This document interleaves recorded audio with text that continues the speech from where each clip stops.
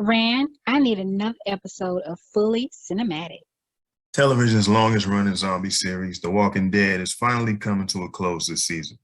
And since I got a chance to check out episode 14, The Rotten Core, I figured I'd give you this my verdict on it. As the middle chapter of a three-parter, we pick up where the last episode, Warlords, left off.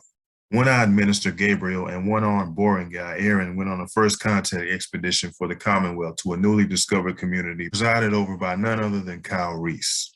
But ex-CIA assassin Toby Carlson bodied Kyle and started tossing people off the roof of the community's apartment building in order to get somebody to spill the beans on the location of a cache of guns hijacked from a Commonwealth convoy. By now, Maggie, Elijah, and Alfred Jr. have snuck into the building after coming across a shot-up Commonwealth citizen who escaped and was given a map by surprise community member Negan. Meanwhile, back at the CW, Daryl and Rosita are coerced by the governor's prick of a son, Sebastian, into sneaking into a compound that lies behind a swarm of walkers without using guns in order to retrieve some cash. Once inside, they meet April, the last panicked survivor of a 12-member group who embarked on the same mission.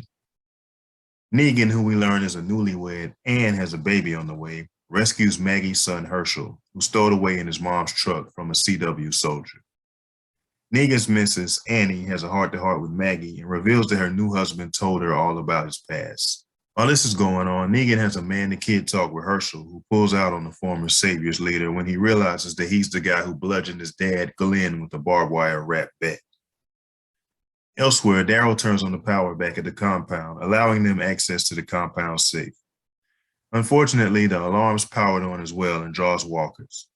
Just when things are looking grim, Commonwealth General Mercer and Daryl's BFF Carol arrive, but they're down to 10 rounds of ammo.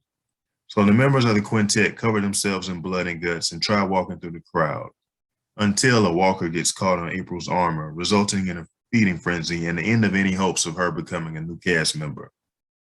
Back at the Carter, the CWs chase Gabe and Aaron to the roof, falling right into a trap, wherein Toby's backup is sliced up by Elijah. Aaron shoots Toby off the roof, and since the impact of the fall doesn't kill him, the reanimated corpses of the people he previously threw off the roof do. When Daryl and company get back, Mercer bodies the waiting soldiers for not helping the group escape, but they hand the cash over to Sebastian anyway in order to avoid starting a war with his mom. Later, Carol tells Lance Hornsby, the governor's do-boy, what happened and discovers that his Weasley ass was in on it all along. Negan promises Herschel a chance to settle his debt at a future date. And after all this, we finally learn that Daryl's ex, Leah, was the one who jacked the convoy and zombified the soldiers guarding it. This episode's shenanigans weren't as interesting as Eugene and Stephanie's growing dynamic, and like most of this season, could be summed up as more of the same. But it was nice to see Negan back in the mix so soon. But I can't lie, I don't really care whether I find out how things turn out or not. But I've come this far, so bring it on, I guess. In other news, I figured I'd spotlight a comment that we got on the previous show. In response to the Adam Project review, Danielle M. said, I honestly have not seen an advertisement for this movie. Yeah, Danielle, Netflix didn't exactly roll out the red carpet for this one. Shout out to Danielle M. and everybody who hit the like button and subscribe to the channel. But this conversation, I'm logging off. Fully Cinematic.